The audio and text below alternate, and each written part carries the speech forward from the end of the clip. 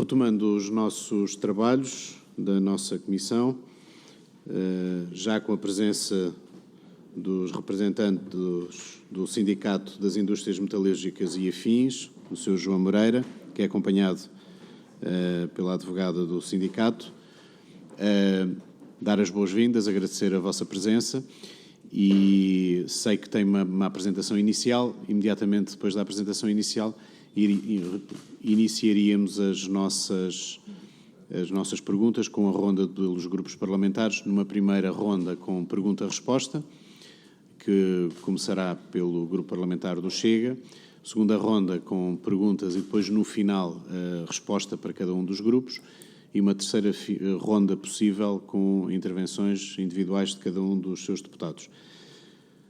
Mais uma vez, bem-vindo e tem a palavra. Faz favor. Muito obrigado. Bom dia, obrigado. Boa tarde, Sr. Presidente. Boa tarde, senhoras e senhores deputados. Boa tarde aos demais aqui presentes. Gostaria, antes de mais, agradecer a oportunidade de ouvir todos os sindicatos do Grupo TAP, incluindo o CIMA. O CIMA está no Grupo TAP há mais de 40 anos. O CIMA é signatário original do Acordo de Empresa da TAP, instrumento esse que tem, ao longo dos anos, e já tendo sofrido revisões, vindo a regular as relações entre a TAP e sempre se baseou no alicerce fundamental, o diálogo. O CIMA tem estado sempre na linha da frente e em contacto constante com as administrações, sempre com sentido de responsabilidade, ajudando no desenvolvimento da empresa. Exceto com esta última administração, com a Sra. Engenheira Cristine. A partir de certa altura deixou de parte alguns sindicatos e trabalhadores, conversando ou chamando aqueles que lhes dava jeito. Não tem havido transparência, a comunicação interna é fraca ou inexistente, os pedidos de esclarecimentos são ignorados ou negados e são tomadas medidas que os sindicatos só têm conhecimento em reuniões que têm lugar apenas para dar conhecimento das decisões, entretanto já tomadas, não havendo abertura para a apresentação de ideias. O CIMA está de veras preocupado com o presente e futuro dos trabalhadores da TAP, assim como o presente e futuro da TAP. A não esquecer que é com o esforço diário de todos os trabalhadores, com a sua força laboral, que se gera receita, mas nestes últimos anos, para além dessa força, acrescem as poupanças à custa destes trabalhadores, através de cortes salariais, congelamentos de carreiras e congelamentos de anuidades, que estão no acordo temporário de emergência, que ultimamente tem gerado algumas dúvidas. Acordo esse que surgiu com o receio da pandemia, com um plano de reestruturação que nenhum sindicato conhece, tentando evitar ou minimizar uma tragédia tanto para a TAP como para o país. Os sindicatos acabaram por passar um cheque em branco, mostrando total confiança a uma administração que vai revelar-se negativamente para todos.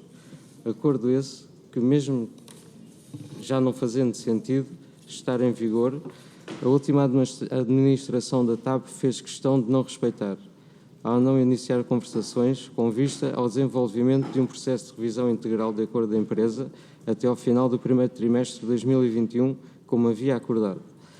Nos últimos dias do ano passado, a direção apresentou-nos a denúncia do atual acordo da empresa, apresentando uma proposta de acordo novo e que consideramos ser uma brincadeira de mau gosto. Mais uma vez, tal atitude evidencia a total ausência de boa-fé negocial, não só porque quem quer negociar não denuncia um instrumento que, embora podendo necessitar de alterações, melhoramentos, tem sido, ao longo dos anos, o instrumento essencial para esta empresa e a relação com os trabalhadores, e também não o faz apresentar a denúncia do último dia útil do mês de dezembro de 2022 e com efeitos a 31 de dezembro desse mesmo mês. O CIMA fez o que estava previsto e enviámos uma contraproposta dentro do tempo legal e até agora não obtivemos resposta. Sabemos que há sindicatos que já foram chamados a negociar, mas outros continuam na sombra. Mais uma vez procura a cisão dos trabalhadores. Por fim, a privatização é outro tema que nos preocupa, pois pela experiência que temos até agora não houve nenhuma privatização ou tentativa de privatização que tenha corrido bem. Qualquer processo, seja privatização ou outro, só poderá ser bem sucedido com o cabal envolvimento de todos, não excluindo os sindicatos desta equação. Diálogo, negociação, envolvimento são elementos-chave que não podem nem devem ser negligenciados. Muito obrigado. Muito obrigado. Agradeço, em nome da Comissão, a intervenção inicial. Dava agora a palavra ao Sr. Deputado Filipe Melo, do Grupo Parlamentar do Chega, para perguntas da primeira ronda. Faz favor, Sr. Deputado. Muito obrigado, Sr. Presidente. Cumprimento os Srs. Deputados. Cumprimento o Sr. Dirigente Sindical João Moreira, a doutora Ana Filipe, que o acompanha. Sr. João Moreira, na sua intervenção inicial, que agradeço e foi esclarecedora, falou na falta de diálogo com a CEO, a engenheira Cristina Weidner. Quantas vezes esteve reunido com a CEO? Responder. Eu ouvi-a 2 vezes. Uma vez numa reunião que foi dada a conhecer um ato de gestão, de um protocolo de retenção, e a segunda vez na apresentação do relatório de contas. Para perguntar. Não lhe parece importante, fruto da vossa atividade sindical, reunir também com o Presidente do Conselho de Administração ou, eventualmente, com o Ministério que tutela a TAP? Sim, é importante. Então, porquê é que não fez menção nisso na sua intervenção e apenas na Presidente da Comissão Executiva?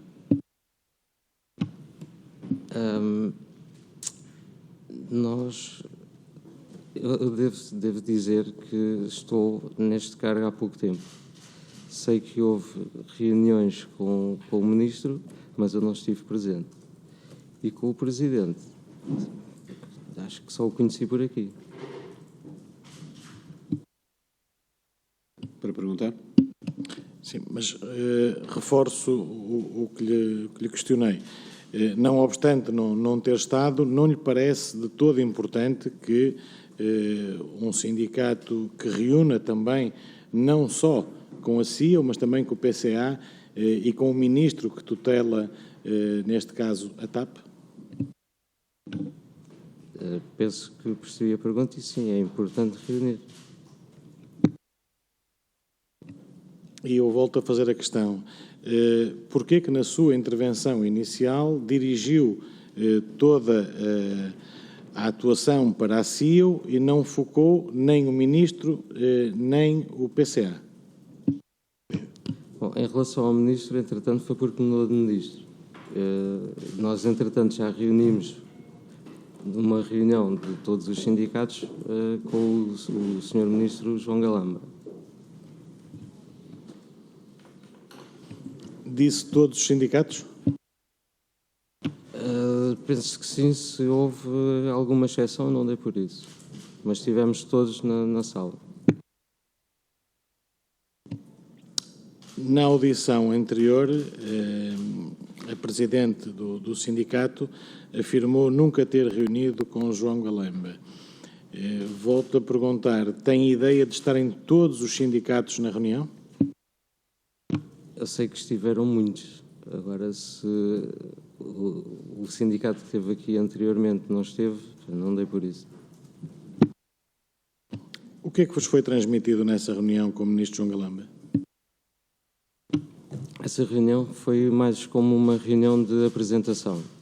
Ele tinha ficado com a pasta recentemente, quis conhecer as caras dos representantes dos sindicatos e deu-nos a palavra para conhecer a nossa opinião e aquilo que nós achamos que devem ser, ou que deve ser a direção a dar à TAP neste momento.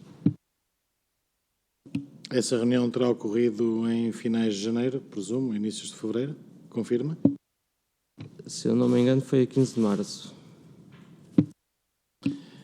Viu da parte do Ministro boa vontade em resolver os problemas que assolam os trabalhadores da companhia, nomeadamente os cortes de salários e etc.?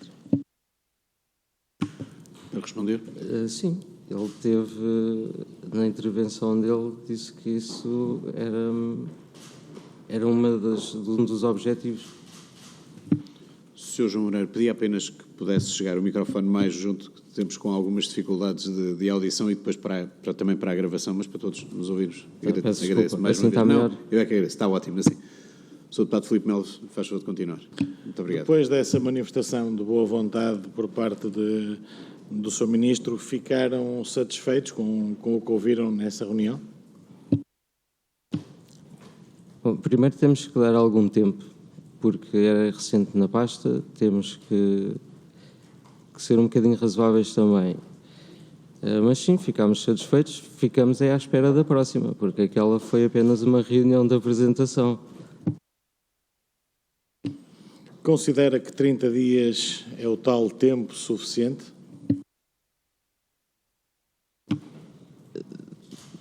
Não sei responder essa pergunta. Assinou uma carta aberta ao novo Presidente da TAP a exigir o fim imediato dos acordos de emergência? Assinei sim. Nem 30 dias decorreram desde essa reunião com o Sr. Ministro. Não acha que foi um bocado precipitado, tendo em conta o que acabou de nos dizer? São coisas diferentes. O Sr. Dr. Luís Rodrigues já é alguém que tem algum conhecimento sobre a empresa, precisa de estudo, precisa de estudar, porque não é de um momento para o outro que se fica a conhecer o que se passou em 10 anos de ausência, porque lá há 10 anos já não estava na empresa, enquanto que o Ministério não tem só a TAP. Embora seja a nossa maior preocupação, né, também temos que dar tempo para ficar a conhecer a pasta e reunir connosco como deve ser, não fazer só apresentações. Posso presumir, do que nos acabou de dizer, que não se deve pressionar o Ministro, porque está cá há pouco tempo, mas pode-se e deve-se pressionar o novo Presidente da companhia, que ainda é mais recente. Foi isso que nos transmitiu? Não, deve-se fazer pressão e porque é urgente nós conseguirmos resolver todos os problemas que nós temos tido dentro, principalmente de problemas sociais, por causa dos cortes todos que temos levado. Não podemos baixar a guarda, digamos assim. Ajude-me neste raciocínio que eu estou com alguma dificuldade em entender. O novo Presidente da companhia entrou em funções há poucos dias e houve uma pressão clara nesta carta aberta que exigiram o fim imediato dos acordos. O Presidente da Administração da TAP reporta ao Ministro, que já está há mais tempo em funções, há cerca de 4 meses. E o que o Sr. João Moreira nos diz aqui é que não pode pressionar o Ministro porque está há pouco tempo na pasta, mas que pode pressionar o Presidente da companhia. Como é que nos consegue explicar isto? Tendo em conta que o responsável máximo é o Ministro e não o Presidente. O Ministro representa o acionista. Explique-nos, por favor, de uma forma cabal, como é que nos diz que pode pressionar o novo Presidente, porque o que está nesta carta aberta é uma pressão, e é uma pressão com dados objetivos.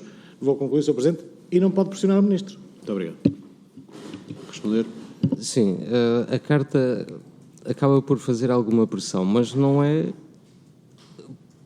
urgente, temos que resolver o mais rápido possível. Ele tem que se inteirar de todo o processo. Eu não diria que é assim, que é pressão, sim, mas não sei. Nós temos que esperar também pelo o que nos diz o Ministro, embora o CEO é o que reporta diretamente ao Ministro. Nós temos, não querendo passar por cima de ninguém, temos que nos dirigir ao novo Presidente, penso eu. Obrigado. Uso agora da palavra pelo Grupo Parlamentar do Iniciativa Liberal, o Sr. Deputado Bernardo Blanco. Faz favor, Sr. Deputado. Muito obrigado, Sr. Presidente. Cumprimento a ambos.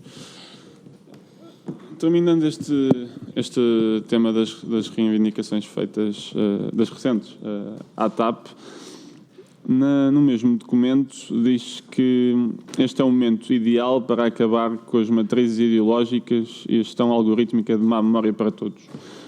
Percebendo a expressão da gestão algorítmica, por motivos que todos nós conhecemos e também já foram aqui discutidos, eu perguntava-lhe aqui a que é que se referiam com esta expressão das matrizes ideológicas e depois encerra este tema do último documento. Responder? É uma boa questão. Só que eu não percebi bem aí parte da questão, não se importa de repetir. Não, pode repetir. Ajuda-se, deputado. Posso repetir? Eu estou a citar. Não... Defendo que este é o momento ideal para acabar com as matrizes ideológicas e a gestão algorítmica de má memória para todos, que apenas serviram para estrangular a vida dos trabalhadores do Grupo TAP. A única questão que eu estava a fazer era a que é que se referiam aqui nesta parte das matrizes ideológicas. Era só isto. Bom, esse algoritmo foi algo um bocado estranho que surgiu por uma empresa que já lá tinha estado e que tanto de uma vez como da outra disse que era necessário despedir pessoas e nós não achámos na altura e continuamos, e pelo que se vê que não havia necessidade nenhuma de despedir as pessoas. Tinha que haver segundo dizem, um corte de 20%, mas foi-se pelo o mais fraco. Vá. Para perguntar? Muito obrigado. Eu essa parte percebi e até concordo, é a minha segunda pergunta relacionada com isso, mas mesmo assim eu não percebi quais é que eram as matrizes ideológicas aqui, mas vamos passar à frente, porque quer dizer, isto foi uma gestão partidária nos últimos anos do Partido Socialista. A decisão de nacionalizar a companhia foi única na Europa e, por isso, a única ideologia presente aqui nos últimos 3, 4 anos, sabemos qual foi, que não me parece bem ser o sentido da frase, mas também, se não a quer esclarecer, não há problema. Indo exatamente por aí, por aquilo que estava a dizer, aquilo que nós também já sabemos da documentação da Comissão Europeia, diz que, basicamente mostra que esta imposição deste nível de cortes salariais tão altos não foi propriamente uma imposição europeia. Foi mais, como até aqui alguns colegas seus de outros sindicatos disseram, um aproveitamento do Governo. E até há uma expressão no documento da Comissão que diz, se não estou em erro, que este nível de corte era inadmissível. E por isso a Comissão dizia não só para o nível de cortes não ser tão alto, como também para não se utilizar tanto dinheiro dos contribuintes e, por outro lado, tentar fazer duas coisas. O primeiro era aumentar o nível de perdas dos credores e o segundo era tentar arranjar novos investidores privados, novo capital, para que o nível, quer de cortes, quer de injeção dos contribuintes, não fosse tão alto. E o que eu lhe perguntava é se nas reuniões que tiveram na altura, que também sei quer dizer, que não foram muitas, até porque não estiveram envolvidos no plano de reestruturação, penso que só houve uma reunião ou duas depois do verão, se efetivamente esse tema foi falado ou se considera que se seguiu a solução mais fácil, digamos assim. Responder? Bom, eu nessa altura também não estive presente nessa dita apresentação do PowerPoint do plano de reestruturação, mas foram-me chegando informações. É como lhe digo, é mais fácil ir aos trabalhadores do que ir ao bolso dos grandes capitais. Para perguntar? Isso aí eu também concordo. Tendo em conta aquilo que eu acabei de dizer e que nós próprios defendemos na altura em relação aos credores. O que eu gostava de saber aqui era sobre a decisão política em si, mas também, se não esteve nessa reunião, também não lhe vou pedir para especular, obviamente. Bem sei, quer dizer, que o sindicato na altura deve ter estado presente e, por isso, se calhar também podemos pedir essa informação por escrito. A informação que até agora temos tido é que não houve, pelo menos, esse esforço ou essa conversa. E se calhar também depois lhe pedia uma resposta por escrito, se puder falar com quem na altura esteve na reunião, porque é um ponto que nos parece relevante. O último ponto que gostava de lhe perguntar era sobre a Ground Force. fazer um bocadinho a sua análise à evolução dos últimos 3 anos, basicamente, até sabendo que na altura também assinaram um documento, é muito rápido, Sr. Presidente, desculpe, também assinaram um documento onde até referiam não só a importância da Ground Force, mas também os bons resultados que tinha tido até à pandemia, e gostava de saber como é que depois viu o desenrolar do processo e a conclusão final a que se chegou, apesar dos conflitos entre acionistas. Muito obrigado. Sr. Deputado. Responder? Bom, eu sobre a Ground Force também, como iniciei este cargo há pouco tempo, também não tenho não posso especular, mas é verdade que até há 3, 4 anos atrás a Ground Force dava lucro, a partir daí também foi que se começou a ver pela comunicação social que foi muito mau. Muito obrigado. Uso agora da palavra pelo Grupo Parlamentar do Partido Comunista Português, Sr. Deputado Bruno Dias. Faz favor, Sr. Deputado. Muito obrigado, Sr. Presidente, Srs. Deputados. Começo por cumprimentar os representantes do CIMA, agradecer a vossa presença na nossa reunião. Eu queria só começar por esclarecer, poderá ter sido um mal-entendido que ainda agora se gerou. É que, no meio das coisas que foram identificadas pela Comissão Europeia, nomeadamente a questão de dimensões de cortes salariais, etc., mas não há aqui a ideia propriamente de que a Comissão Europeia fosse aqui uma entidade a intervir em defesa dos trabalhadores e dos seus direitos. Entre várias entidades terceiras, nem a TAP, nem o Estado, nem a Comissão Europeia, houve um conjunto de entidades que foram ouvidas pela Comissão Europeia.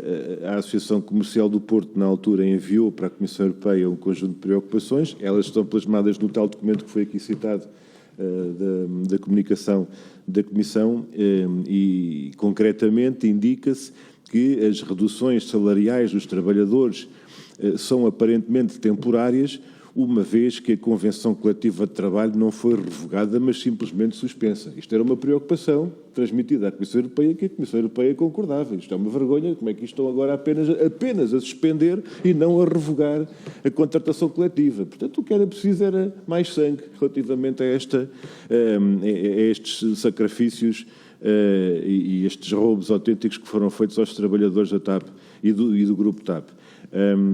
Gostávamos de colocar, só para esclarecimento, esta mesma matéria e, por outro lado, colocar também as questões que têm a ver com a privatização da TAP, aquilo que há pouco na sua intervenção inicial mencionou das várias tentativas de privatização e das consequências que tiveram.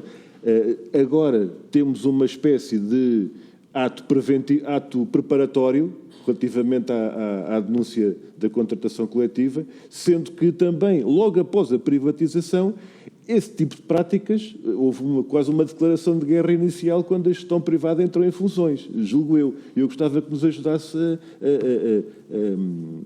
a estabelecer essa sequência de acontecimentos, logo à entrada da gestão privada e agora na preparação para a privatização. Vou responder. Bom, sobre esse documento que fala, nós também não tivemos acesso, mas é a Comissão que diz que não era necessário uns cortes tão agressivos, não é? E nós concordamos. Sobre a privatização, nós já no passado, ainda antes de eu ter entrado na TAP, houve a tentativa com a Swissair, que também foi um negócio que foi frustrado. Só posso dar a minha opinião sobre esse, que foi um negócio frustrado e que levou a TAP muito abaixo. Tivemos a tentativa de 2012, se não me engano, com o Roman Efromovich, que também acabou por não se concretizar, porque não cumpria com todos os requisitos.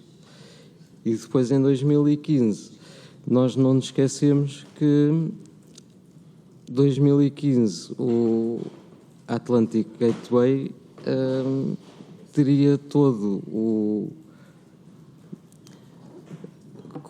Como é que eu ia dizer? Tinha a carta branca para fazer o que quisesse após 5 anos de gestão. E foi isso que nos assustou muito, porque nós não queremos perder a TAP no hub de Lisboa.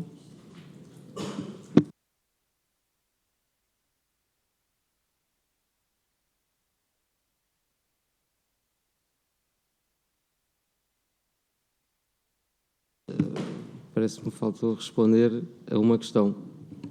Sr. Presidente, era apenas a questão destas práticas de denúncia e ataque à contratação coletiva, ou para preparar privatizações, ou logo a seguir a elas, como aconteceu em 2015.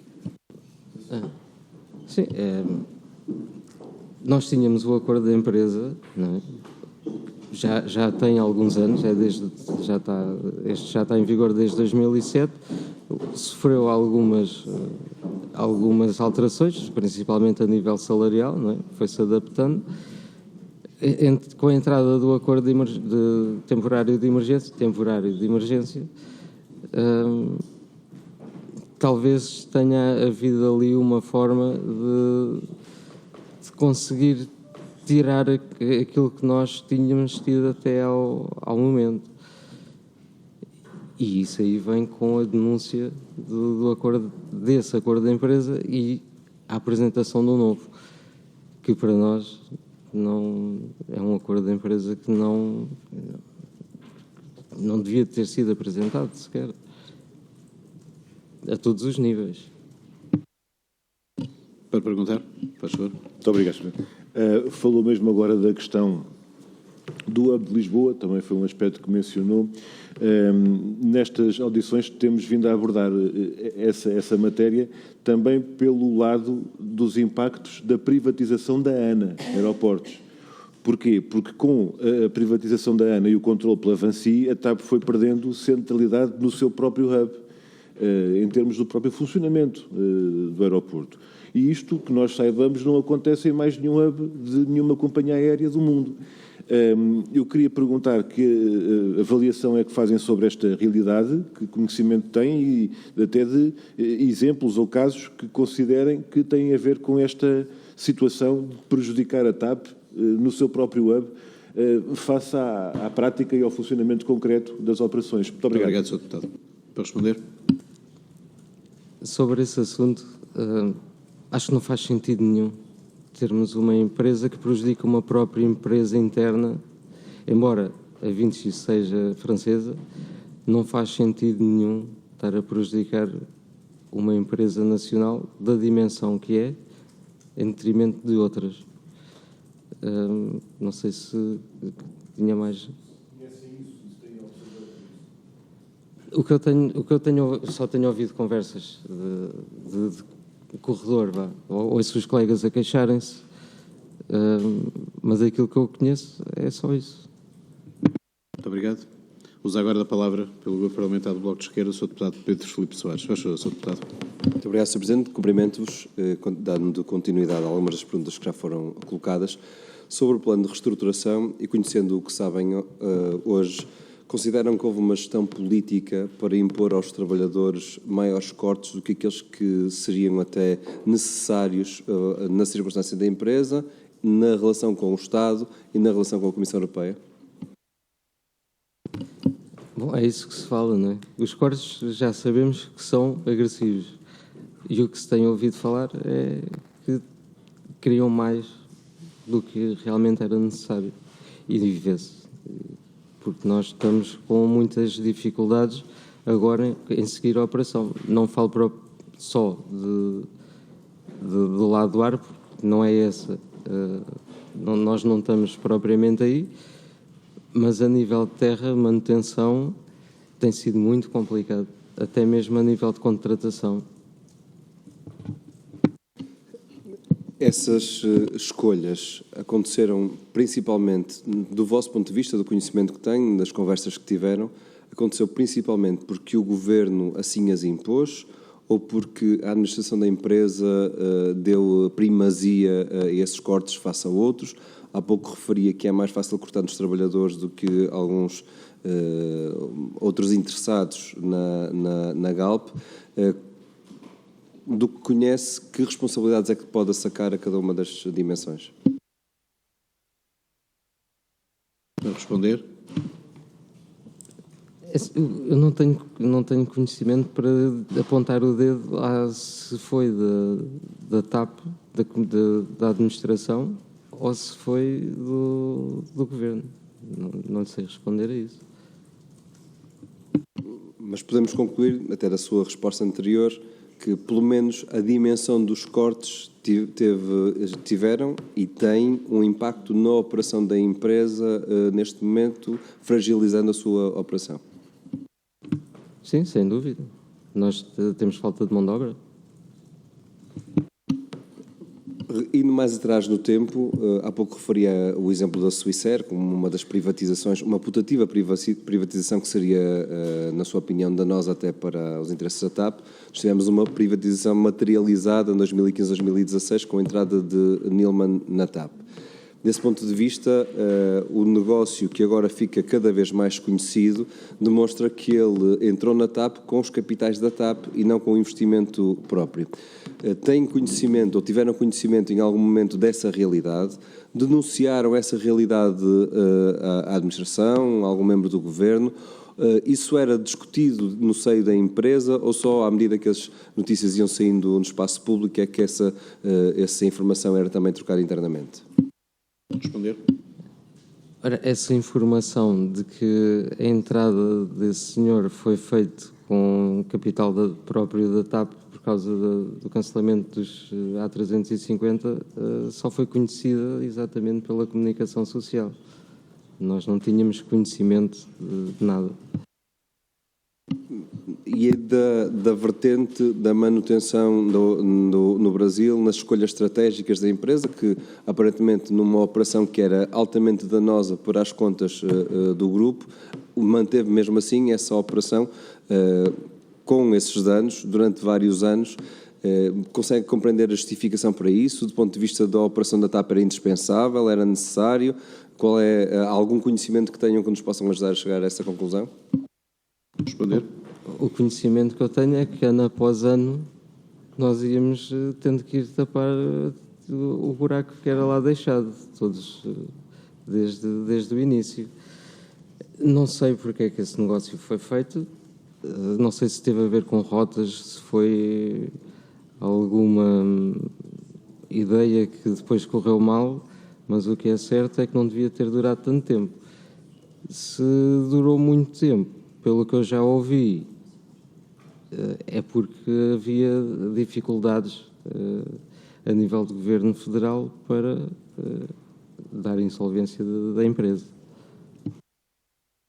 Uma última questão relativa ao processo agora de privatização, que está a ser, até ver, gerido pelo atual, até ver, Ministro das Infraestruturas, João Galamba. Vocês tiveram alguma reunião, algum conhecimento interno desse processo de privatização? Foram envolvidos de alguma forma nesse processo? Tem alguma informação sobre ele? Responder. Nós não temos nenhuma informação, mas não só para o CIMA, mas para todos os sindicatos, nós pensamos que é essencial os sindicatos terem conhecimento do caderno de encargos, de poder estar presente, de poder negociar, se for esse o caso, para que não seja um problema mais tarde, daqui a uns anos, para todos, não só para trabalhadores, como para o nosso país. Obrigado. Uso agora a palavra pelo Grupo Parlamentar do Partido Socialista, a Sra. Deputada Rita Borges Madeira. Faz favor, Sra. Deputada. Muito obrigada, Sr. Presidente. Começo por cumprimentar o Vice-Secretário-Geral do CIMA, João Moreira, bem como a doutora Ana Filipa.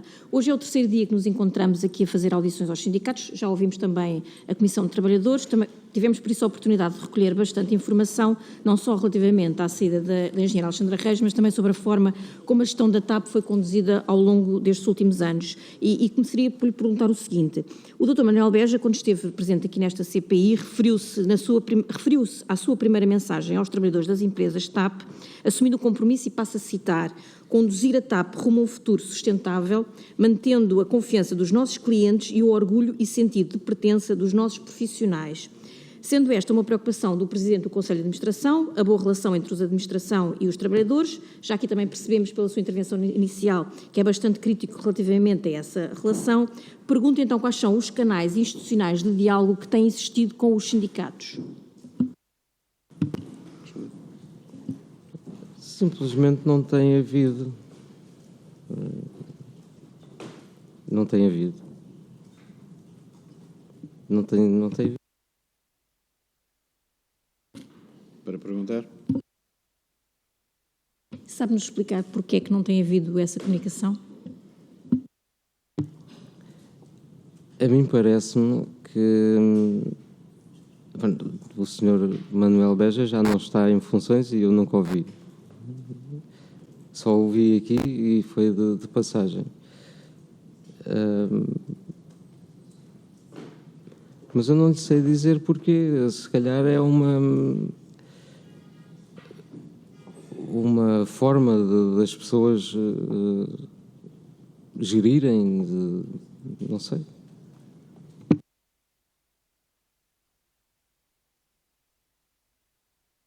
Para perguntar. Bom, sabendo que está há pouco tempo no sindicato, mas penso que terá conhecimento também daquilo que se passava anteriormente, sabe-me dizer quem é que era o vosso interlocutor, então, dentro da TAP?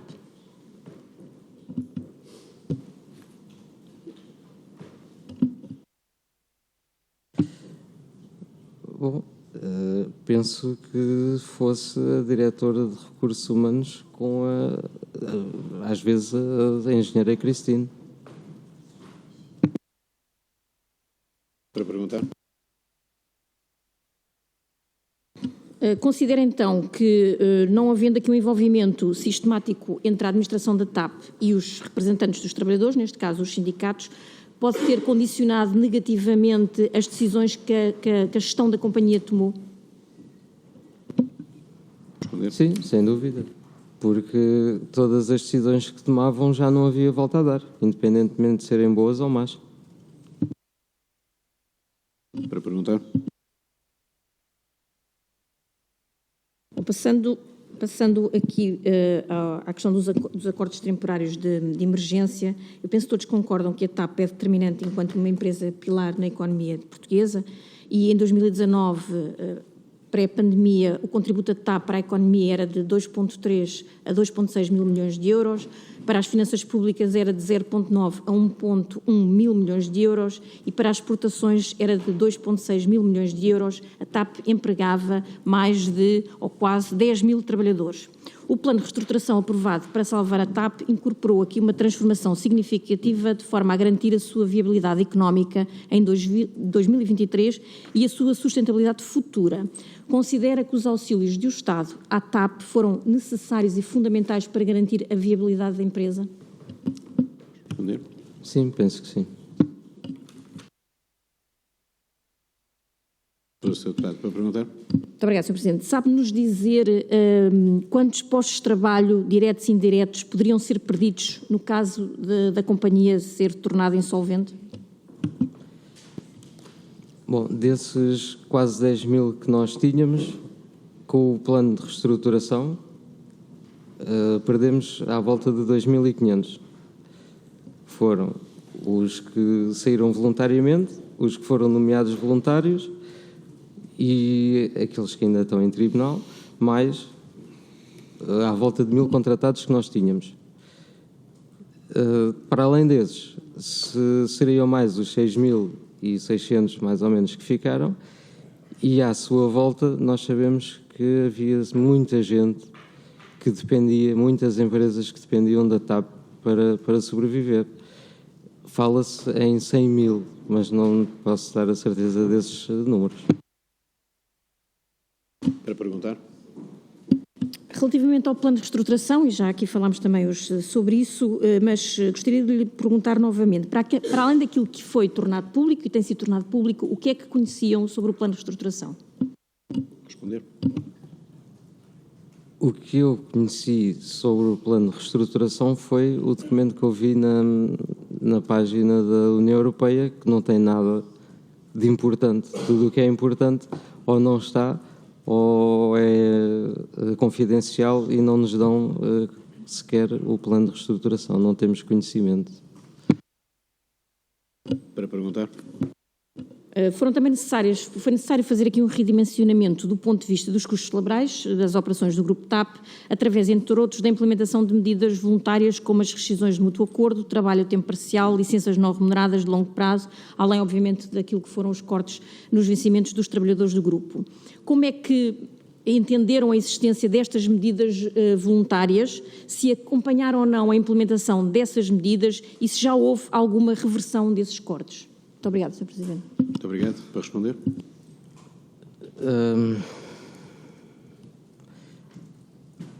Para certos trabalhadores que ganharam a nível de tribunal, sim, já houve reversão, já puderam entrar. Alguns colegas que nós estamos a tentar readmitir também ainda não podem por causa do tempo que está a nível de Código de Trabalho, que saíram há 2 anos.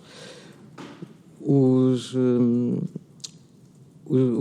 despedimentos voluntários, para mim são despedimentos, acabou por... Uns foram nomeados voluntários, tiveram mesmo que sair, porque saíam de uma maneira ou de outra. Aqueles que começaram, e com muita pena minha, começaram a ver que a empresa já não é já não tinha aquela mística que tinha há uns anos atrás, viram que nada de bom iria chegar, então decidiram, antes de ter estes problemas que tiveram, decidiram sair. Perdeu-se muita qualidade, muito know-how, e agora estamos a pagar um bocadinho por isso. Muito obrigado. Desculpa, esqueci-me aqui dos cortes. Os cortes, nós tínhamos, para além dos cortes das remunerações fixas, tínhamos das variáveis também. O das variáveis já não existem, desde o início do ano, mas continua o dos 20%, que, entretanto, era 25%, baixou para 20%. Muito obrigado. Uso agora da palavra, pelo Grupo Parlamentar do PSD, o Sr. Deputado Hugo Patrício Oliveira. Certo. Faz favor, Muito obrigado, Sr. Presidente. Srs. Deputados, eu cumprimento totalmente os representantes do CIMA e, indiretamente à matéria, pergunto se já reuniram com o novo Presidente Luís Rodrigues. Responder. Bom dia. Eu só queria pedir para chegar um bocadinho mais o microfone, mas eu consegui perceber esta. Sim, já reunimos com ele, uma reunião de apresentação também, e é isso. Para perguntar. E não foi transmitido, então, mais nada? Foi só uma reunião de apresentação de cumprimentos? Não foi só. Também fizemos, também tomámos todos da palavra, todos os que estavam presentes, também tomámos a palavra para explicar um bocadinho a nossa preocupação, o ambiente que se vive nesta altura, ou desde há uns tempos para cá, na empresa, e foi isso. Para perguntar. Quero-me dizer 3 das principais preocupações dos sindicatos? Os congelamentos, cortes, a falta de pessoal para fazermos face ao verão, não só a nível do ar, mas a nível de manutenção, também ficámos um bocadinho, digamos que descalços, não é? E a privatização. Para perguntar. Para além dessa sessão de apresentação de cumprimentos, também houve uma do Sr. Ministro, como disse há pouco. E nessa reunião de apresentação de cumprimentos, houve algum resultado dessa reunião ou não? Para responder. Até agora, ainda não. Para perguntar. Pergunto-lhe, eu já percebi de algumas coisas que disse, mas queria que fosse mais direto. A TAP tem sido mal gerida nos últimos anos? Responder. Quer a minha opinião pessoal ou a do sindicato? Se puder dar as duas. Para mim, todas as polémicas que têm surgido e tudo aquilo que não se sabe, tudo o que tem vindo a lume, minha opinião, tudo o que tem vindo a lume tem sido mal gerida.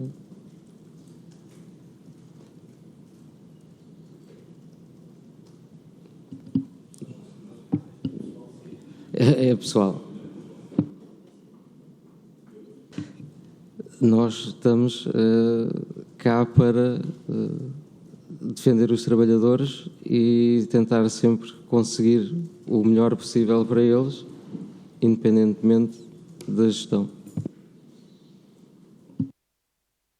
Embora tenha noção que o plano de reestruturação não foi apresentado previamente, como já disse mas conhece as linhas gerais, porque eles, como disse, estão no site, teve a oportunidade de ver.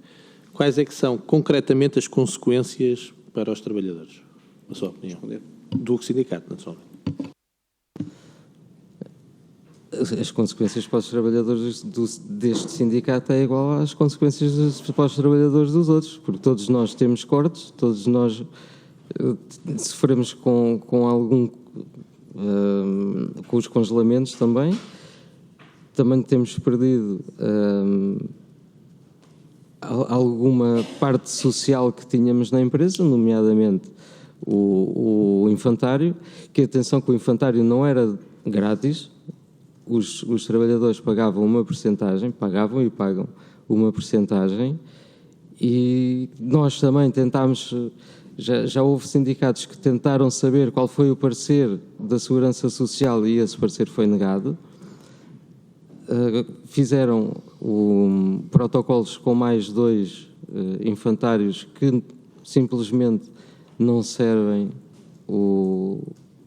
alguma, ou talvez a maioria dos trabalhadores da TAP, porque têm que deixar as crianças muito cedo, outros têm que ir buscar as crianças muito tarde e simplesmente vão ter que tentar arranjar alternativas para deixar as crianças, porque assim não conseguem. E atenção, não é grátis. Para perguntar, Sr. Deputado, faz favor.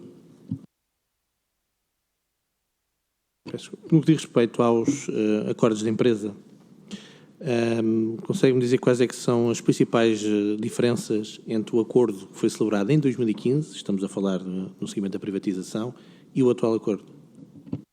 Respondeu. Bom, em 2015 não houve nenhum acordo de empresa assinado. O acordo de empresa que continuou em vigor foi o de 2007. A única diferença que houve foi atualizações das tabelas salariais com mais ou menos graus de carreira.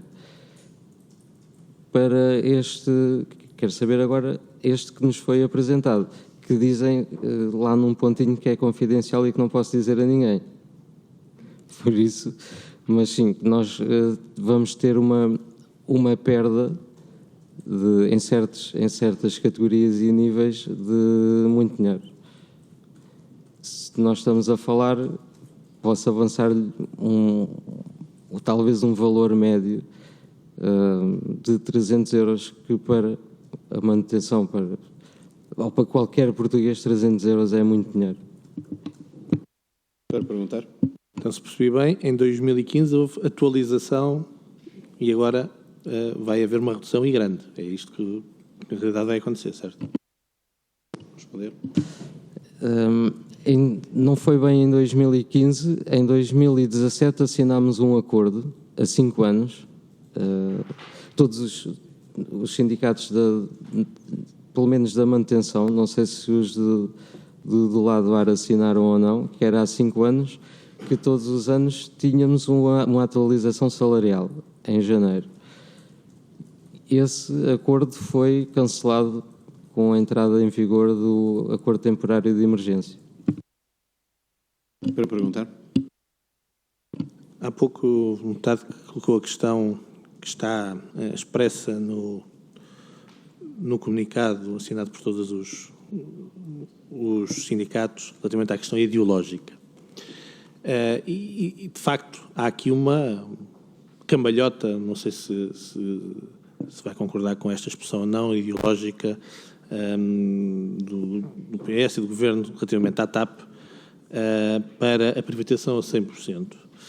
E tendo em conta aquilo que disse aqui há pouco também, que não é um problema só dos despedimentos, mas sim de gestão, ou seja, como disse há pouco, é um problema de gestão, se concorda com de facto, com a necessidade desta cambalhota que é expressa. Responder. Fala da privatização. Digo que há empresas, para mim, na minha opinião, há empresas que nunca deviam de ser privatizadas. Empresas que prestam bens ou serviços a toda a população e que são tão importantes a nível económico no nosso país. Se a TAP, não vejo, acabo por ver algum problema com a privatização, porque nós nunca sabemos o que é que daí vem. E esse é o nosso maior medo, é de não sabermos se vamos conseguir, e aí devíamos de assegurar isso, é que o Estado continuasse com alguma participação e que os privados não pudessem fazer tudo aquilo que quisessem, porque se nós formos a ver, o país perde muito com se a TAP desaparecer. Para perguntar. Terminar, Sr. Presidente. Se falamos... Senhores deputados, peço desculpa, eu dei a palavra ao Sr. Deputado precisamente porque houve aqui uma falha na contagem de tempo e, portanto, a mesa está a contá-lo de outra forma. As minhas desculpas, houve uma falha da mesa, mas está a ser tida em conta. Não foi uma distração. Agradeço de qualquer forma. Faz favor, Sr. Deputado, pode continuar. Muito obrigado, Sr. Presidente. Tentando entrar no pensamento daquilo que me estava aqui a transmitir, veja se não concorda que mais importante, se é privado ou se é público,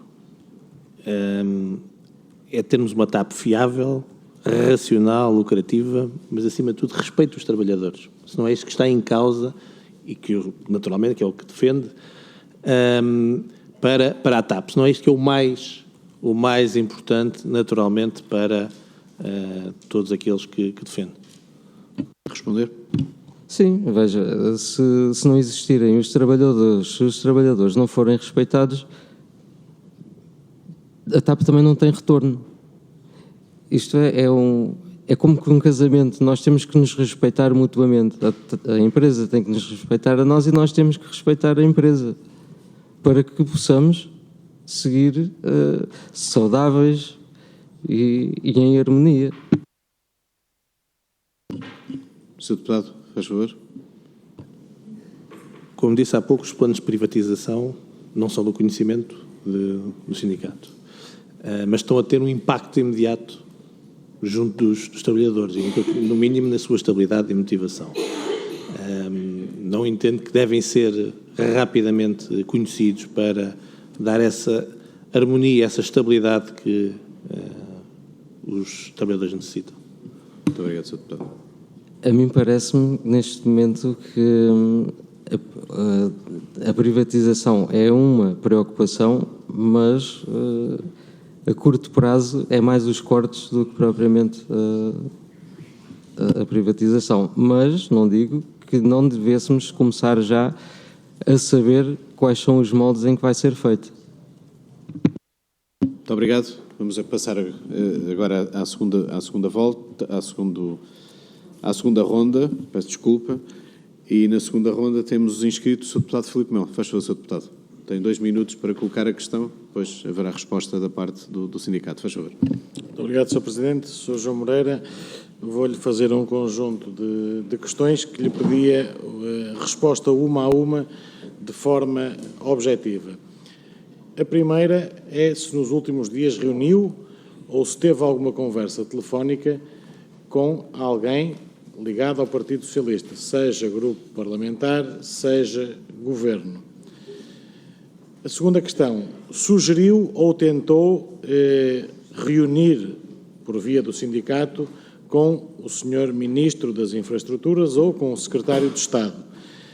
Em caso afirmativo, pergunto-lhe se isso não é ultrapassar hierarquias, coisa que o senhor disse há instantes que não pressionava o Ministro, porque compete-lhe respeitar hierarquias e ir diretamente ao CEO. E última questão, a carga ideológica que já aqui várias vezes foi falada, está de acordo que estamos a referir-nos a uma ideologia de esquerda, em que todos poderão ou não concordar com ela. Eu pessoalmente não concordo, mas é marcadamente uma ideologia de esquerda. É isso que quer para a TAP? É uma ideologia de esquerda no seio de uma empresa com a dimensão da TAP? Muito obrigado. Para responder, faz favor. Bom, sobre a primeira questão, reunião ou conversa telefónica com alguém do PS? Não tivemos. Tentar reunir com o Ministro? Também não. Foi essa a segunda questão. E a ideologia? A ideologia é a que seja a melhor para o nosso futuro, tanto dos trabalhadores como da TAP, como do país. Obrigado. Pergunto se há mais algum inscrito para a segunda volta, para a segunda ronda. Pergunto, Sr. Deputado Paulo Ministro, pede a palavra. Para interpelar a mesa sobre a condução dos trabalhos. Faz favor, Sr. Deputado. Eu não tenho nenhuma questão para a segunda ronda, mas tenho uma questão sobre a condução dos trabalhos. No entanto, por razão de não se prender os nossos convidados, queria só sinalizar isso para, naturalmente, fazê-lo depois de... Com certeza, Sr. Obrigado. Passamos agora, então, à terceira ronda, que é de inscrição individual de cada um dos seus deputados, com 2 minutos para cada um. Pergunto quem está inscrito. Sr. Deputado Filipe Melo. Sr. Deputado Filipe Melo, faz favor. Muito obrigado, Sr. Presidente. Sr. João Moreira, eu vou voltar a insistir e relembro o senhor que está numa comissão de inquérito e, portanto, deve responder de forma aberta ao que lhe é perguntado. Eu volto a insistir nesta questão. O que é a ideologia que defende? E o senhor responder-me que é o melhor para a empresa, vai-me desculpar, mas isso é extremamente vago, isso é uma frase feita e que nós não podemos aceitar como válida. E pergunto-lhe objetivamente, é ou não uma ideologia de esquerda que se quer para a companhia? Portanto, isso é a primeira questão. A segunda questão, que também lhe pedia objetividade.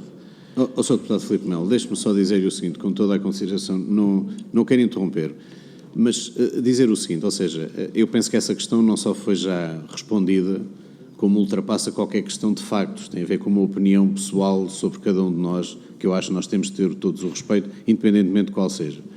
Só dizer-lhe isso, eu penso, o Sr. Deputado vai-me perdoar ter feito esta, só chamar, porque nós estamos de facto a apurar factos, e portanto nós...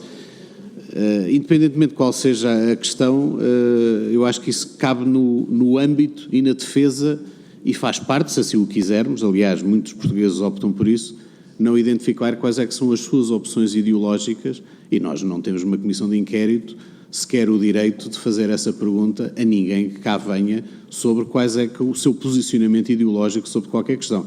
Eu só dizer isto, portanto, mas de qualquer forma faz favor de prosseguir, Sr. Deputado, agradecendo-lhe o facto de me ter permitido também poder-lhe dizer isto na condução dos trabalhos. Faz favor, Sr. Deputado. Interpelação à mesa, Sr. Presidente. Faz favor, Sr. Deputado. Sr. Presidente, com o máximo respeito, digo-lhe que essa sua advertência eu não aceito. Eu não aceito. Sr. Presidente, a não ser que eu esteja a infringir regras, o que não foi o caso, o Sr. Presidente não tem o direito de me interromper. Eu estava no uso da palavra e o Sr. Presidente esperava, quanto muito, que eu terminasse e faria a respectiva chamada de atenção. Portanto, Sr. Presidente, eu considero que isto foi um atropelo ao regimento e à minha capacidade, enquanto deputado, para estar a exercer o uso da minha palavra, e isso eu não posso tolerar. Quanto às considerações, o Sr. Presidente deve pugnar para que os trabalhos corram da melhor forma e não ser o advogado de defesa de um inquirido, que foi isso precisamente que o Sr. Presidente fez, substituiu-se à doutora Ana Filipe, que é a advogada do sindicato e que certamente faria tão bem o trabalho do Sr. Presidente. Retomando e não retirando o que disse, porque isso parece-me extremamente importante, qual é a ideologia que se pretende para uma companhia?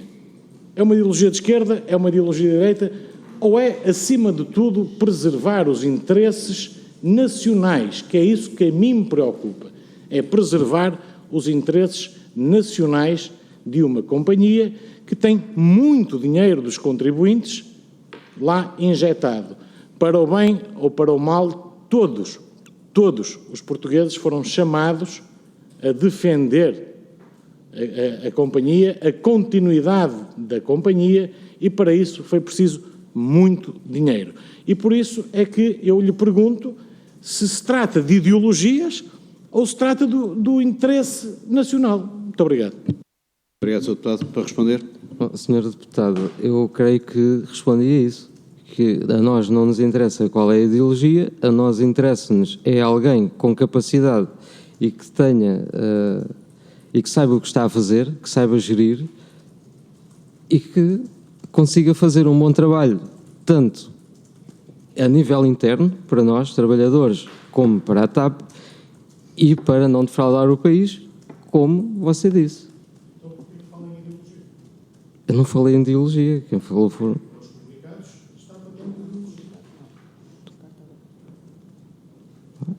Pois, isso já não sei responder. Mas a nossa ideologia é que seja alguém que vá gerir e que tenha as melhores decisões para que a empresa e os trabalhadores sigam em frente. Muito obrigado. Concluímos assim a nossa terceira ronda. Agradeço a presença do sindicato, a presença da sua delegação. Íamos suspender agora os nossos trabalhos por uns minutos para nos podermos despedir e vamos retomar só com o pedido que o Sr. Deputado Paulo Muniz fez, no sentido de fazermos ainda uma discussão sobre aquilo que tem a ver com a interpelação à mesa sobre a condução dos trabalhos. Vamos suspender os nossos trabalhos durante 2 minutos. Muito obrigado.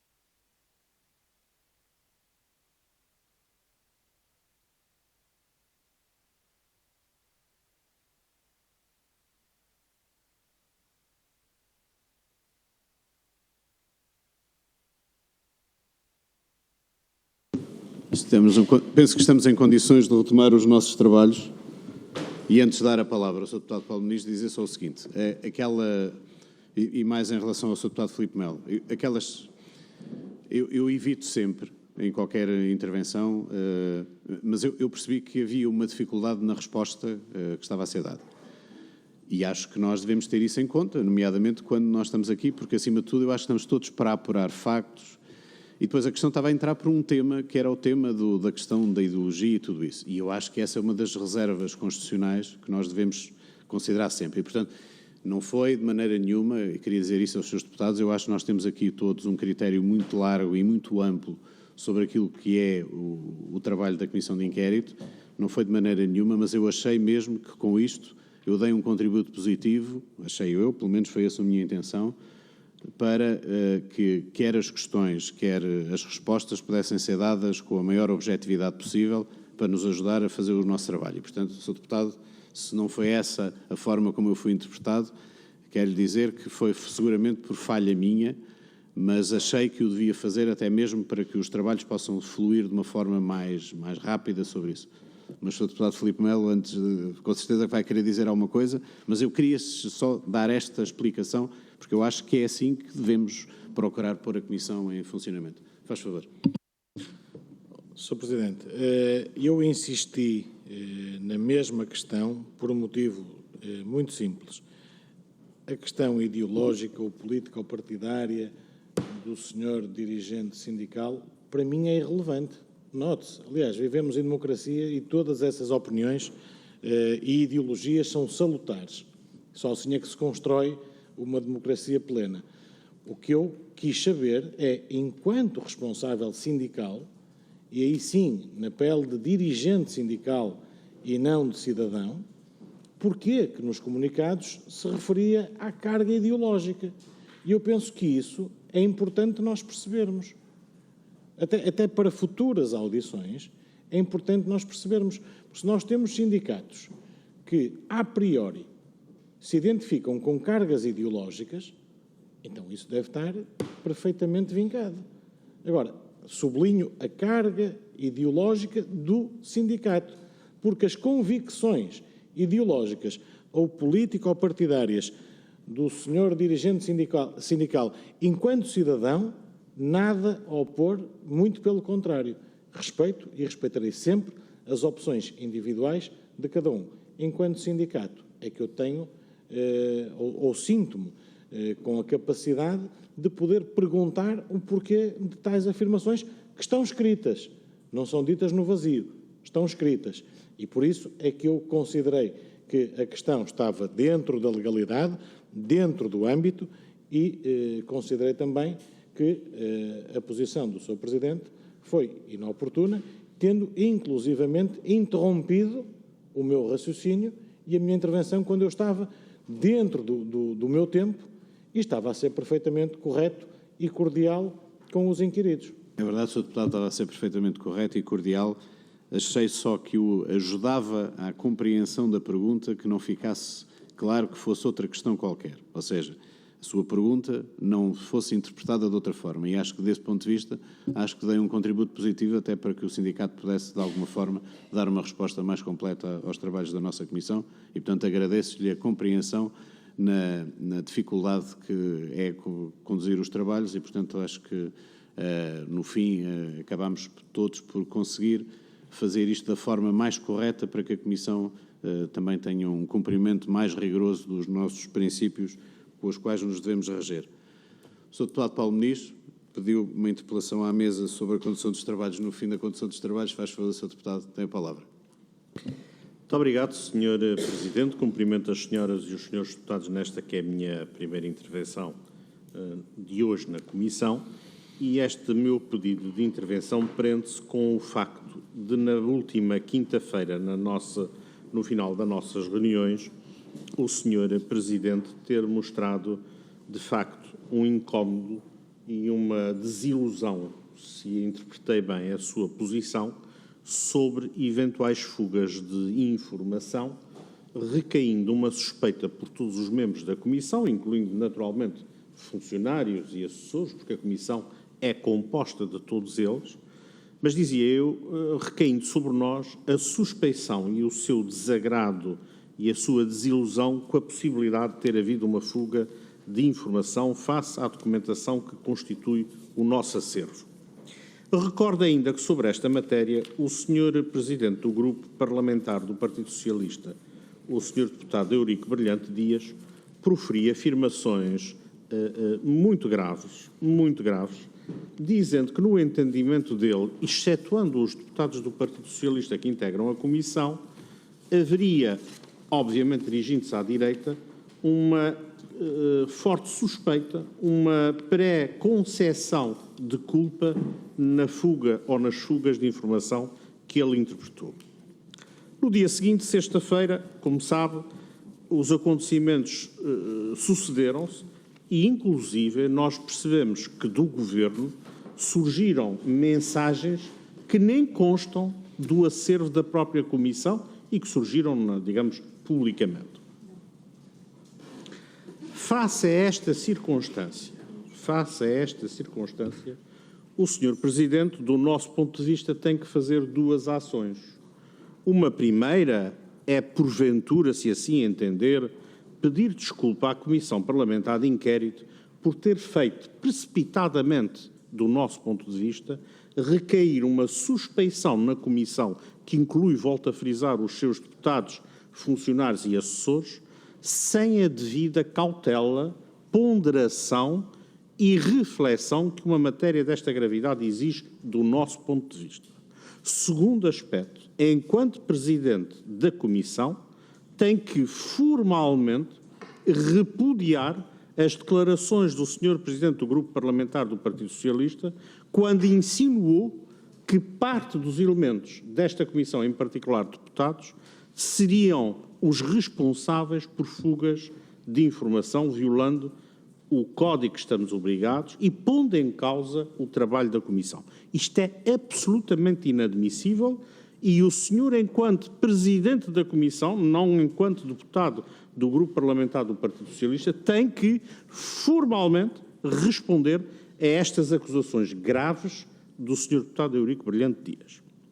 Finalmente, nós esperamos que exerça a função de Presidente da CPI na plenitude e ficamos um bocadinho preocupados porque temos assistido ao Partido Socialista a encontrar sempre alguém para pôr a culpa. No Sr. Ministro das Infraestruturas é o assessor. No Sr. Presidente da Assembleia da República é a Câmara da ARTV ou é a ARTV ou é o operador de Câmara. No Sr. Primeiro-Ministro é sempre em algum Ministro e em algum Secretário de Estado. E o que nós estamos a pedir é que o Sr. Presidente da CPI assuma na plenitude a responsabilidade que está formalmente acometido e, volto a dizer, se retrate falso à suspeição precipitada que lançou sobre a Comissão toda e que responda com clareza ao Sr. Deputado Eurico Brilhante Dias, dizendo que não é nem parte nem meia parte dos deputados da Comissão que são responsáveis de forma leviana, como ele preferia a acusação, por fugas de informação. Muito obrigado. Muito obrigado, Sr. Deputado. Sr. Deputado Filipe Melo, pede a palavra, faz favor. Sr. Presidente, no seguimento do que disse o Sr. Deputado Paulo Muniz, eu gostaria também de frisar que esta Comissão, nomeadamente pelo seu Presidente enquanto principal e primeiro porta-voz, tem que repudiar publicamente aquelas que foram as infelizes afirmações do líder da bancada do Partido Socialista. Eu acho que o principal princípio de atuação entre pares foi completamente desrespeitado pelo seu deputado Eurico Brilhante Dias, com afirmações caluniosas, nas quais o grupo parlamentar do Chega não se revê, não tolera e não aceita. Nós não podemos permitir que no mais alto lugar da Assembleia da República esteja a figura mais alta entre os pares que censura e inibe a atuação daqueles que democraticamente foram eleitos e, à sua frente, ter alguém que também foi eleito pelo povo a censurar e a pôr em causa a dignidade, a integridade e a honestidade da Comissão de Inquérito. E a Comissão de Inquérito, como já foi referida também pelo Sr. Deputado Paulo Muniz, tem não só os deputados, como os assessores, como os técnicos. E isso é um ataque generalizado e cruzado do líder da bancada socialista. Portanto, o primeiro apelo também que eu lhe faço é uma tomada de posição pública, forte, de grave censura ao líder da bancada socialista que fez algo que a esta hora deve estar arrependido, mas que está registado. E o segundo ponto que eu gostaria de transmitir ao Sr. Presidente é que não permita, não alinhe nesta postura, e desculpe dizer-lhe assim, mas é verdade, do Governo que o senhor também apoia, de ter que arranjar um bode expiatório para qualquer coisa. É certo e sabido que esta Comissão de Inquérito está a ser muito incómoda para o Governo Socialista e para o próprio Partido Socialista, e arranjando sempre alguém a quem atribuir culpas. O apelo que eu faço ao Sr. Presidente é que não se deixe ir no meio desta atribuição de culpas, porque ao fazê-lo está a fazer toda a Comissão. E o restante staff desta Comissão, volto a dizer, deputados, assessores e técnicos, não se sente minimamente, penso eu, abrangido por esse passar de culpas do governo socialista. Portanto, o Sr. Presidente, como o mais elevado representante desta Comissão, deve estar, e estará com toda a certeza, solidário com todos os elementos desta Comissão. Portanto, penso só há uma coisa a fazer, que é um comunicado público do Sr. Presidente, e penso que subscrito por todos os deputados que integram esta Comissão, a repudiar de forma veemente as afirmações proferidas pelo Sr. Deputado Eurico Brilhante Dias. Muito obrigado. Muito obrigado. Não registro mais nenhuma inscrição. Dizer o seguinte, na semana passada, penso que, aliás, a minha intervenção, que eu me recordo, foi secundada por todos os seus deputados que intervieram a seguir, e penso que a posição da Comissão está perfeitamente referida sobre aquilo que, na altura, nós mandatámos a mesa e coordenadores para que pedisse ao Sr. Presidente da Assembleia da República um pedido de investigação sumária, precisamente sobre aquilo que aconteceu, ou mais do que aquilo que aconteceu, a abertura de uma investigação sumária que avalie o cumprimento das regras legais relativas a este tema e, ainda se for o caso, identifique as situações passíveis de correção e de sanção nos termos legais. Quero, aliás, dizer que numa das comissões de inquérito anteriores, Comissão de Inquérito do Novo Banco, houve precisamente uma discussão e houve uma investigação sumária sobre o tema, cujas conclusões são públicas, estão publicadas no Diário da Assembleia da República, e eu penso que nós nos devemos orgulhar, à primeira vista, de termos cumprido com rigor todos aqueles que eram os nossos objetivos naquilo que tem a ver com a segurança de documentos, e penso que, acho que de uma forma inovadora, acho que o fizemos.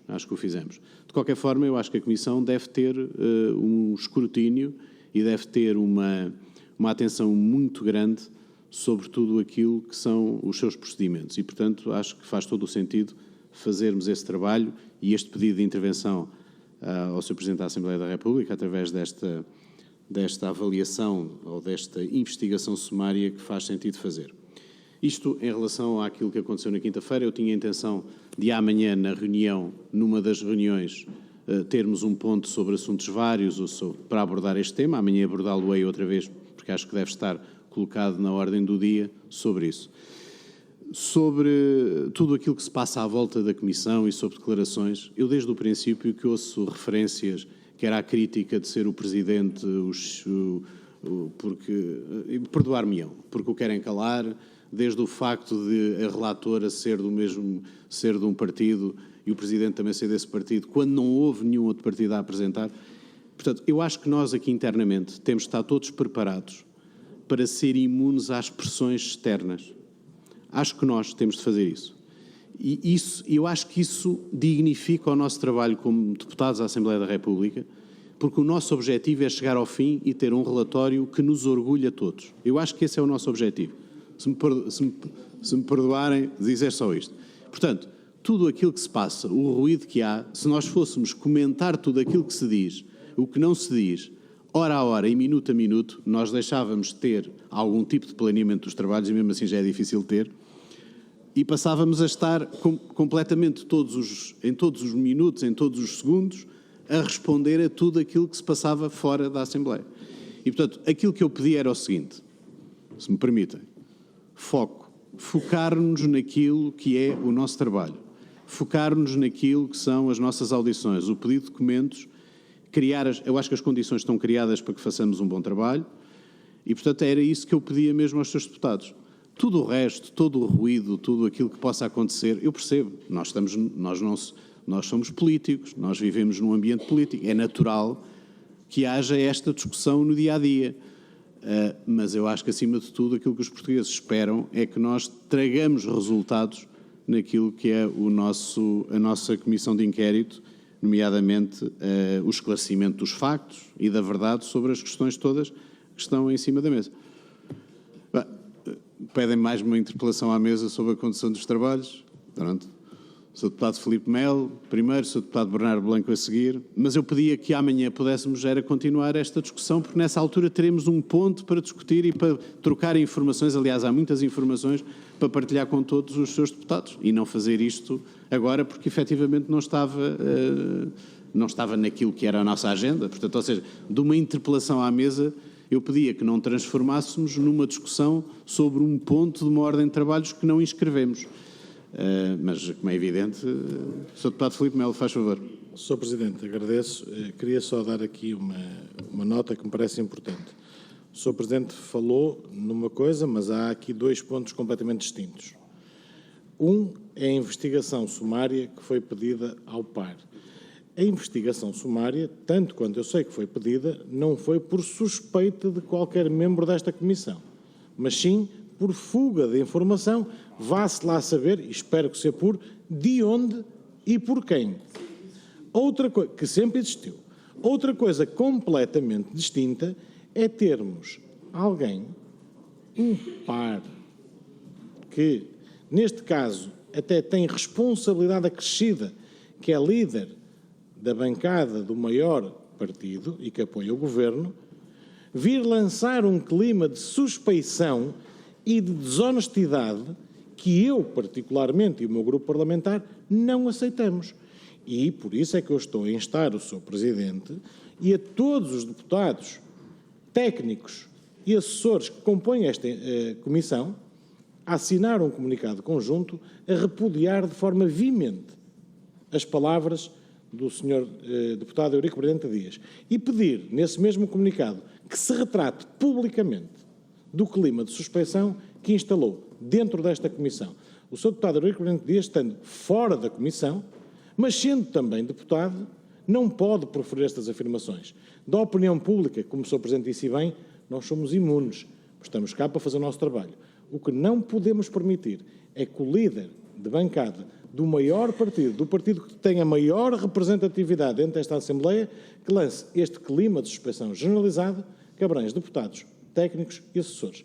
Se o Sr. Presidente estiver de acordo e se os seus deputados, os senhores assessores e os técnicos quiserem assinar, muito bem. Se não, certamente haverá grupos parlamentares que o farão individualmente ou em conjunto. E o grupo parlamentar do Chega será um desses. Muito obrigado, Sr. Deputado. Sr. Deputado Bernardo Blanco, faz favor. Obrigado, Sr. Presidente. Uma nota rápida. Parece-me que uma coisa é, efetivamente, essa investigação, esse apuramento dos processos. Outra coisa nem é a suspeição, foi a atribuição de culpas logo sexta-feira de manhã, que agora nós também já sabemos que, certamente, àquela hora, o senhor líder parlamentar do PS também já tinha conhecimento do que é que se tinha passado na noite anterior. E por isso eu percebo até a manobra de diversão, mas a sua própria intervenção, Sr. Presidente, vai-me desculpar, ignora alguns factos novos, porque nós concordámos todos com isso e à vontade, mas foi em grande parte com base na pressão, digamos assim, que o Partido Socialista colocou, quer na noite anterior, quer depois na sexta-feira de manhã. E o que nós já sabemos, e fomos vendo durante estes dias, é que saiu muito mais informação, até mensagens do WhatsApp, textos completos, que a Comissão nem sequer tem. A Comissão nem sequer tem. E por isso, nós vamos fazer uma coisa, e vamos a isso à vontade, com base numa pressão que, afinal, no fim de semana já se viu que claramente não pode ter vindo da Comissão, porque a Comissão nem sequer tem aquela documentação. A Comissão nem sequer tem aquela documentação, Sr. Presidente. E por isso, o que é que eu lhe quero dizer?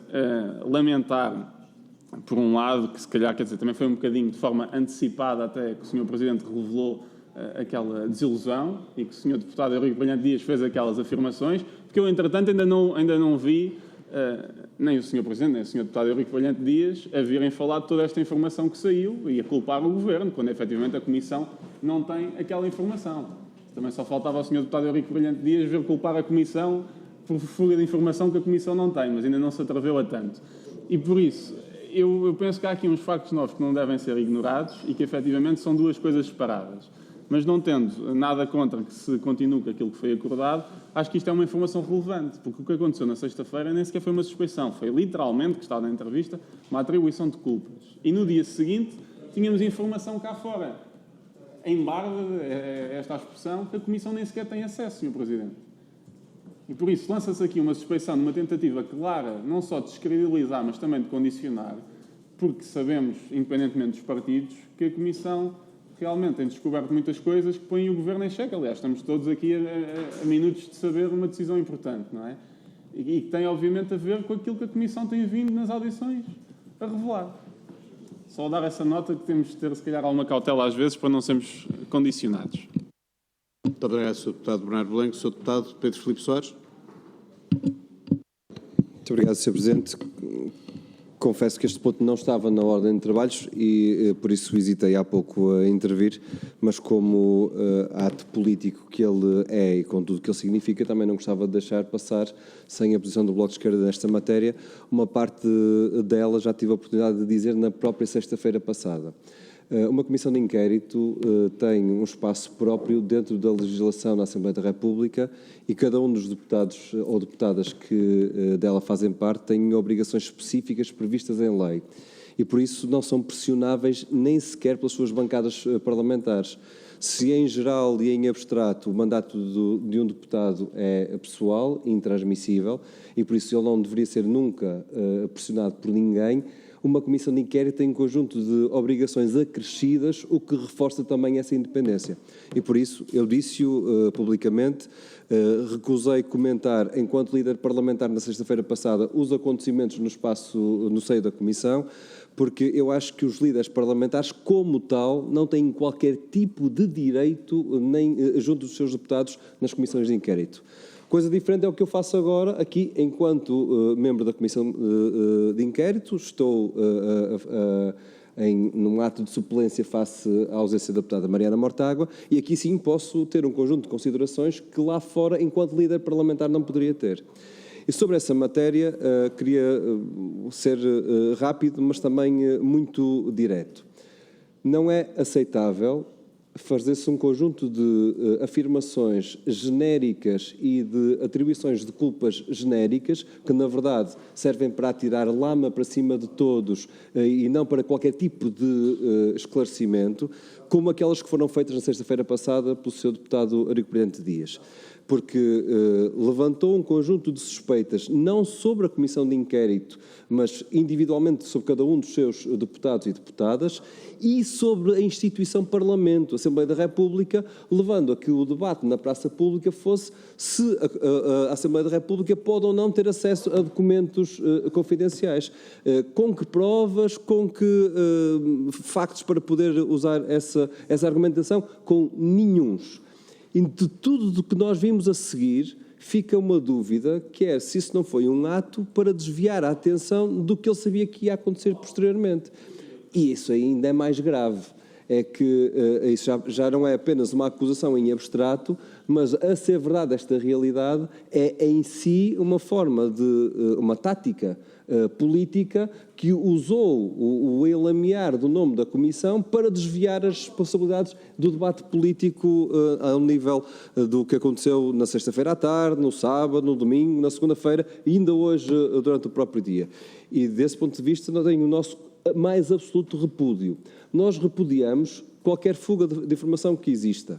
Nós consideramos que se há obrigações, elas devem ser cumpridas. Mesmo que nós diverjamos, como muitas das vezes divergimos, na forma muitas vezes sobranceira com que se classificam documentos corriqueiros como com determinada importância do ponto de vista de classificação. Alguns deles até já reproduzidos ipsis verbis na comunicação social, mesmo assim chegam à Comissão declarados como classificados. Essa é uma discussão que, independentemente de nós não gostarmos e considerarmos que é um abuso até perante as prerrogativas legais que atualmente existem, ela não se prende com o essencial. E o essencial é que esta Comissão e o Parlamento têm obrigações mediante o dever de sigilo a que está legalmente obrigado.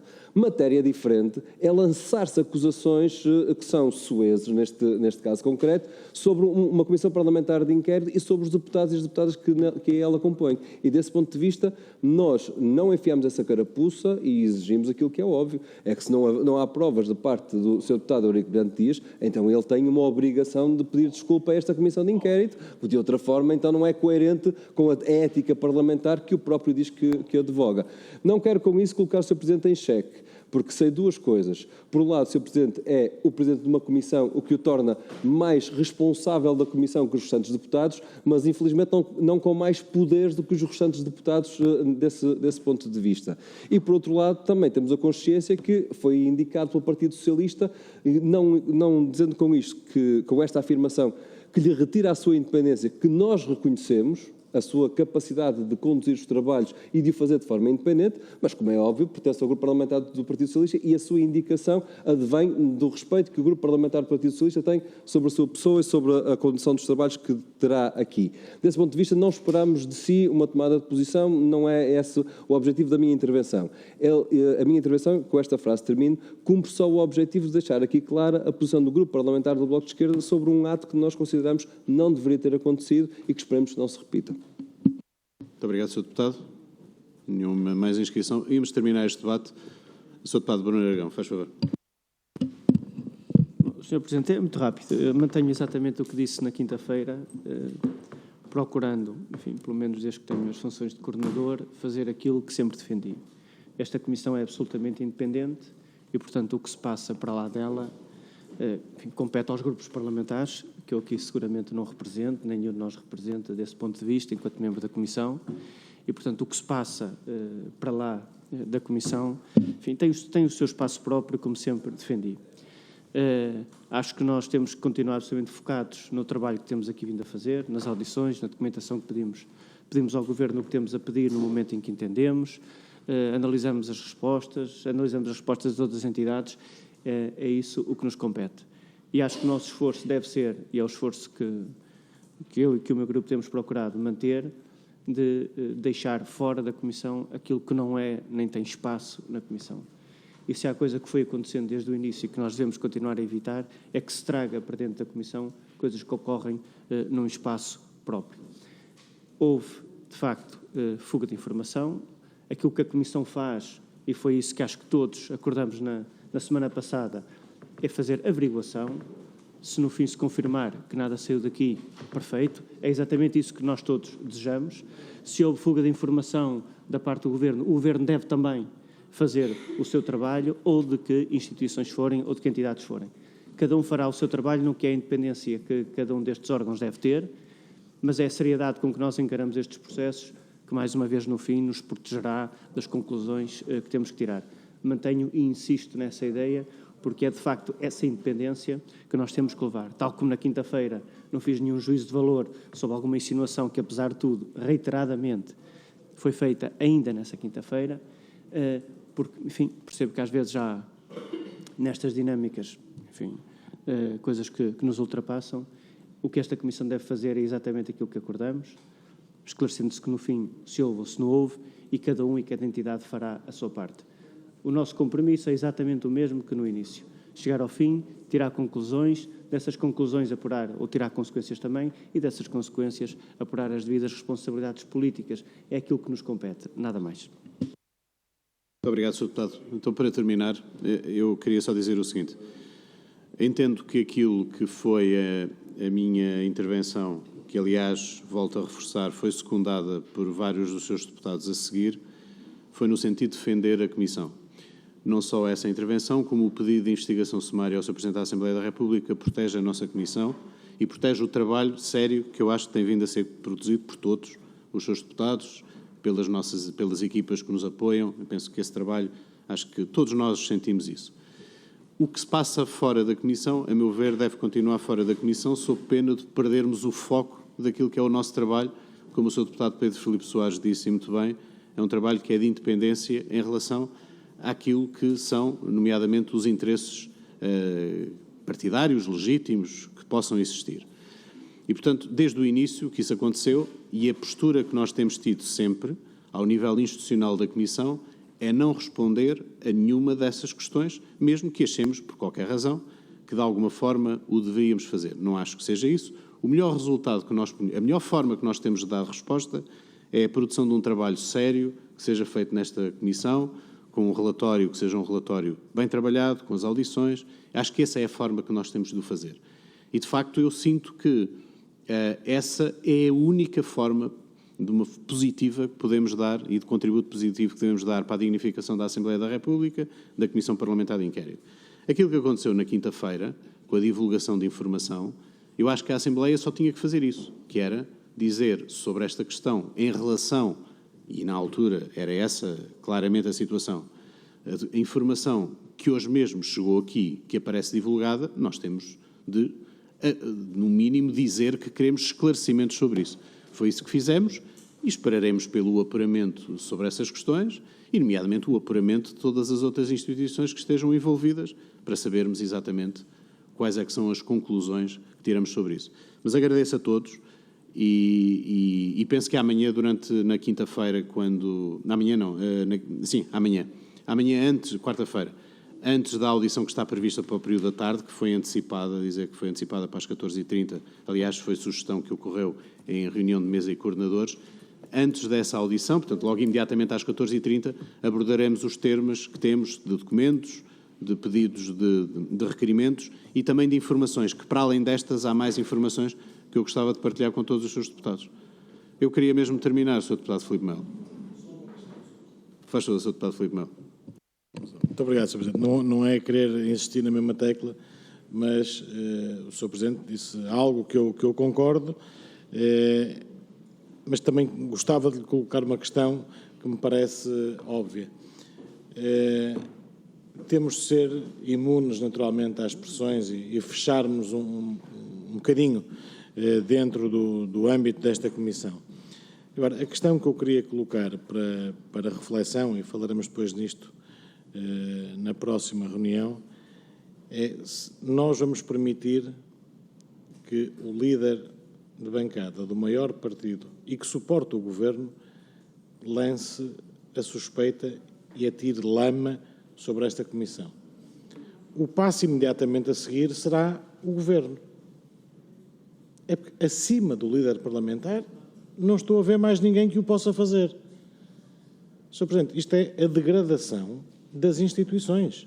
Vai-me desculpar, mas quando nós temos um líder da bancada do maior partido e que suporta o Governo a fazer isto, só podemos esperar que certamente o próximo passo seja o Governo fazer o mesmo. Sr. Presidente, eu volto a perguntar, vamos manter a passividade? Esta Comissão vai manter esta passividade face a essas declarações? Sim ou não? Porque é importante sabermos do Sr. Presidente se vamos ou não manter essa posição de não resposta, para que os restantes grupos parlamentares que se queiram pronunciar, ou os deputados de forma individual se queiram pronunciar, o possam fazer de uma forma livre, sem estarem a representar a Comissão. Porque eu penso que seria a Comissão que devia representar todos os que cá estão envolvidos. Sr. Deputado, muito obrigado mas mesmo para terminar, dizer o seguinte: não vamos ficar passivos, vamos ficar ativos. Vamos trabalhar, vamos produzir relatório, vamos ouvir pessoas, vamos ver documentos e o nosso resultado não é um resultado passivo, é um resultado ativo. E é isso que eu acho que temos que fazer. Estão encerrados os nossos trabalhos, retornaremos às 16 horas para mais uma audição e depois às 18h30, 19, depois às 19. Muito obrigado e até já.